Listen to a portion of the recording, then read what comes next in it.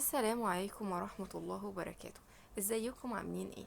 النهاردة بإذن الله هنبدأ شرح منهج أولى إعدادي، منهج بيانفينو. وهنبدأ بأول يونت 1. اسم الوحدة عندنا اسمها ايه بقى؟ شي لا فامي فرج. شي لا فامي فرج يعني ايه؟ عند عائلة فرج. شي لا فامي فرج.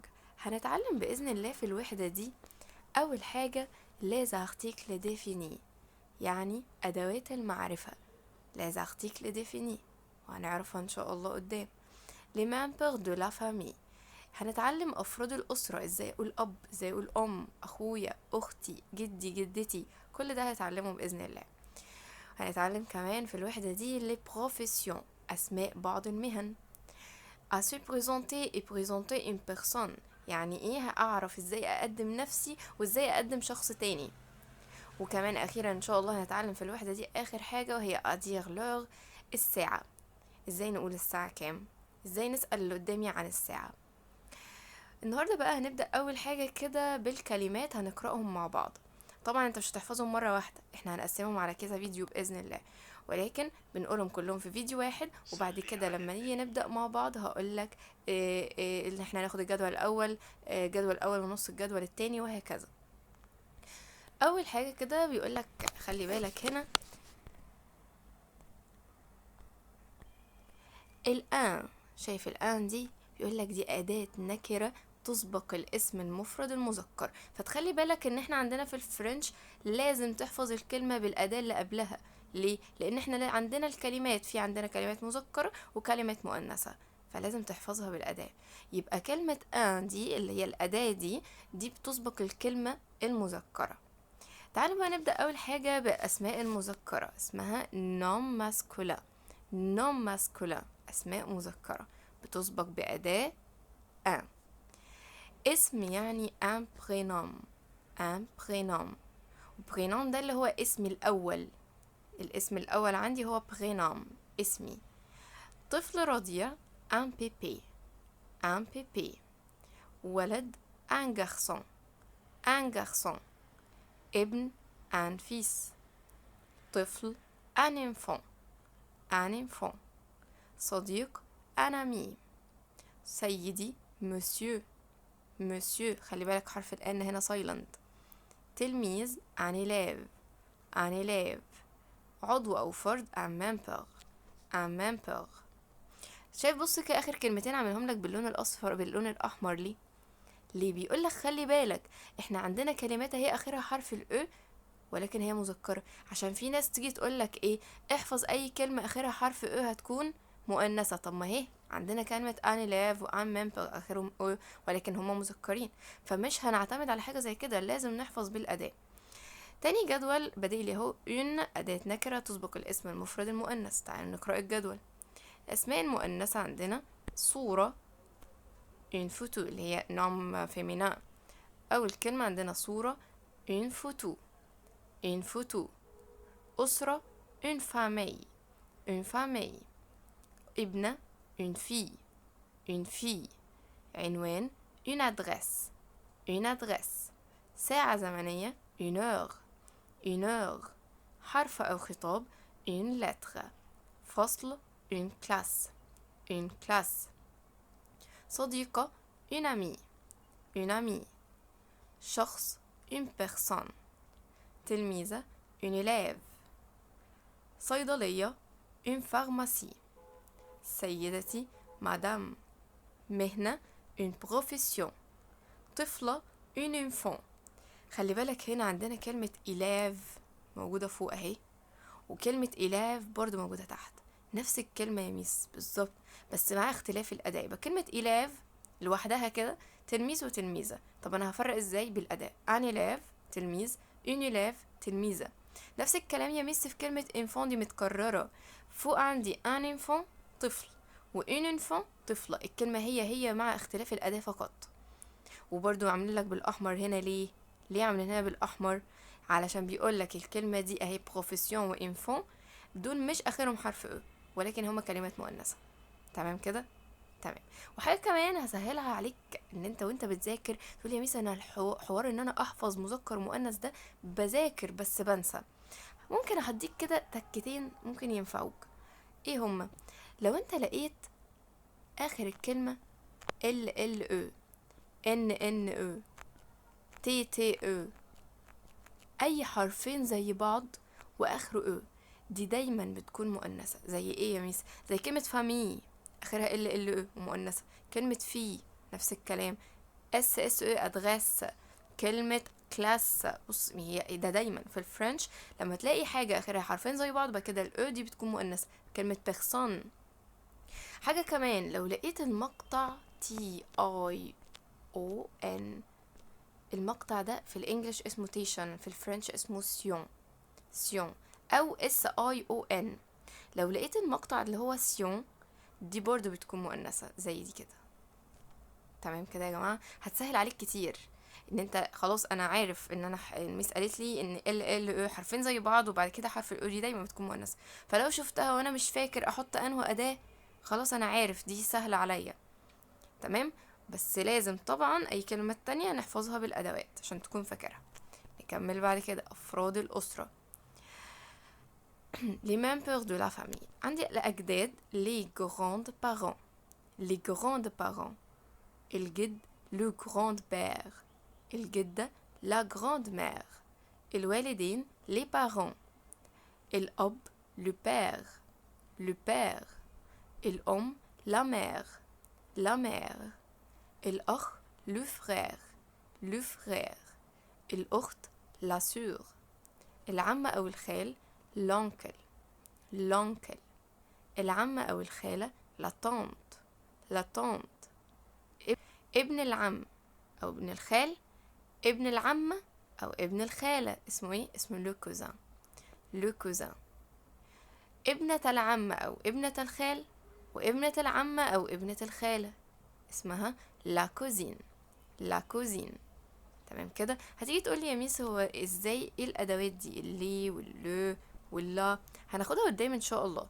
بس لازم تبقى عارف ان اللي أول واحدة دي بتاعت الجمع، واللو بتاعت المذكر، واللا بتاعت المؤنث.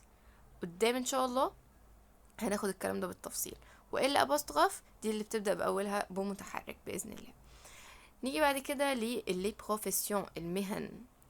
اول مهنه معانا صحفي، ان جورناليست، ان جورناليست. هنيجي الناحيه التانية والصحفيه، نفس الكلمه بس مع اختلاف الاداه. جورناليست اون جورناليست. سكرتير ان سكرتير، سكرتيرة اون سكرتير. نفس الكلام نفس الكلمه مع اختلاف الاداه فقط. قائد الطائرة ان بايلوت، قائدة الطائرة ان بايلوت. نفس الكلمة. مصور ان فوتوغراف، مصورة ان فوتوغراف باختلاف الأداة. معلم أو مدرس ان بروفيسور، معلمة أو مدرسة ان بروفيسور آخرها او. هنا بقى لما أكون عايزة أنس أحط في الكلمة دي او، لو هي مش آخرها او أحط لها او. محامي ان افوكات، سوري محامي ان افوكا. محامية ان افوكات نحط لها او برضو. صيدلي ان فارماسيان، صيدلانية ان فارماسيان. لما تلاقي كلمة اخرها اي ان بنزود لها ان كمان و او تبقى مؤنثة. الكلام ده ان شاء الله هناخده قدام، بس ما تشغلش بالك، انت احفظ بس زي ما هي. ان فارماسيان صيدلانية. طبيب ان ميديسان، وطبيبة ان ميديسان. نفس الكلمة بالظبط، اللي حطت لها او ولا حطت لها اي حاجة، كل اللي عملته غيرت الاداة فقط. نيجي بعد كده لاخر جدول، الجدول قبل الاخير. يسمى او يدعى سابيلي، سابيلي. يقدم بريزونتي، يقدم نفسه سو بروزونتي. يذهب aller، يسكن habiter. يطلب او يسأل demander. يعمل travailler، travailler.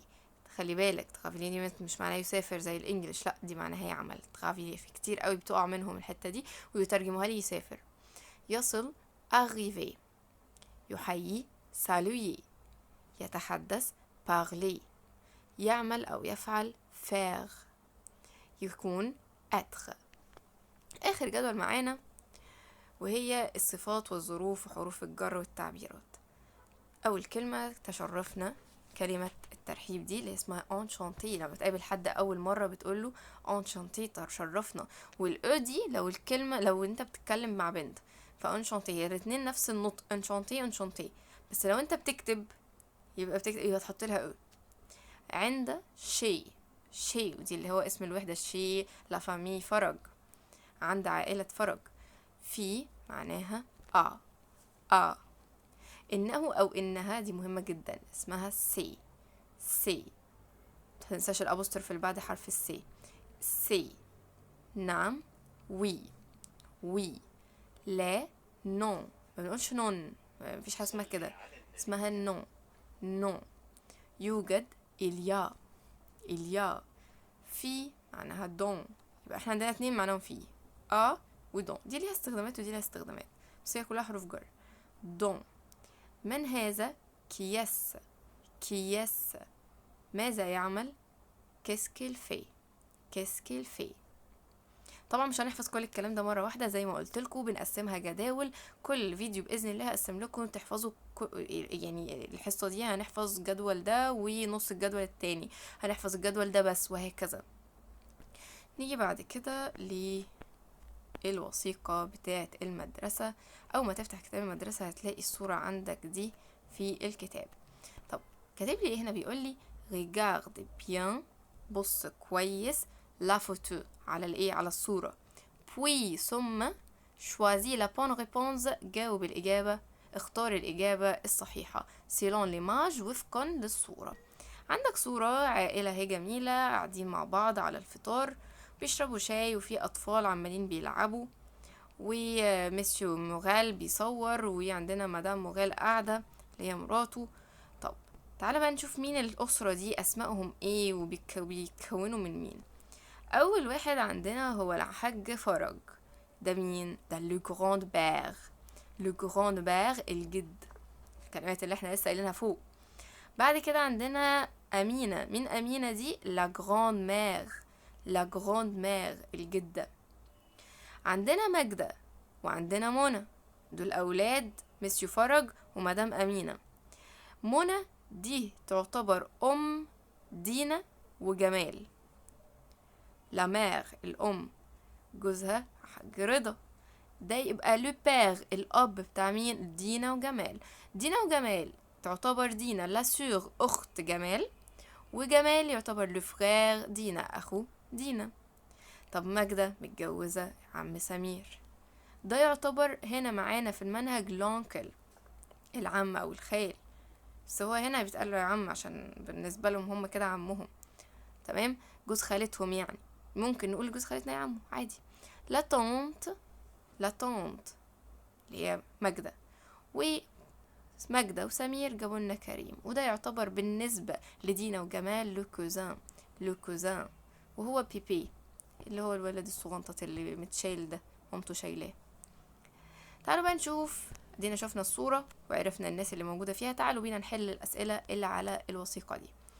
أول سؤال بيقول sur cette photo، على الصورة دي إليا، لسه قايلين إليا فوق معناها يوجد، نقط بيرسون كم شخص؟ تعالوا نطلع نعد كده مع بعض. ادي 1 2 3 4 5 6 7 8 9 10. في حد بقى ممكن ينسى واحد، في واحد كمان بص مش متشاف وهو كريم، ده 11. يبقى احنا معانا 11 شخص. يعني ايه 11؟ يعني 11. رقم 2 ces personnes sont chez، هؤلاء الأشخاص sont يكونوا فين؟ فين الناس دي؟ قال لي chez la famille فرج، عند عائلة فرج. يبقى هما مين؟ يبقى عنده مسيو فرج جدهم. طب نشوف رقم 3 مسيو فرج سي نقط، هو مسيو فرج ده يعتبر مين؟ احنا لسه قايلين ان هو ايه؟ الجد، يبقى لو جراند بير. طب رقم 4 مدام منى ايه تكون؟ نقط دو جمال، بالنسبة لجمال. تعالوا كده نشوف مدام منى وجمال. مدام منى اهي وجمال اهو، يبقى هي ايه؟ يبقى لا مير مامة جمال، يبقى الإجابة عندنا لا مير. رقم 5 لو بير دو كريم سابيل، أبو كريم اسمه، تعالى كده نشوف كريم فين وأبوه اسمه ايه. ادي كريم اهو، وابوه اسمه سمير، يبقى هنختار سمير. رقم 6 بيقول لي ايه لا تانت دو جمال، تكون خالة جمال، عمة وخالة. طنط بس هي هنا في الصورة معانا هي خالة. مين خالة جمال؟ تعالوا نطلع نشوف كده. لا طنط ماجدة، يبقى هي دي خالة جمال. نرجع نختار ماجدة. طب رقم 7 نقط ايه لو فغير دو دينا، مين اخو دينا؟ تعالوا نطلع نشوف اخو دينا مين. اخو دينا يبقى جمال، يبقى جمال هو ده الاختيار. رقم 8 أمينة ايه نقط دو كريم، أمينة ايه بالنسبة لكريم؟ تعالوا نشوف كده. أمينة اهي، وكريم اهو، يبقى هو بالنسبة لها أمينة بالنسبة لكريم ايه؟ لا جراند مير، يبقى الاختيار لا جراند مير، جدته.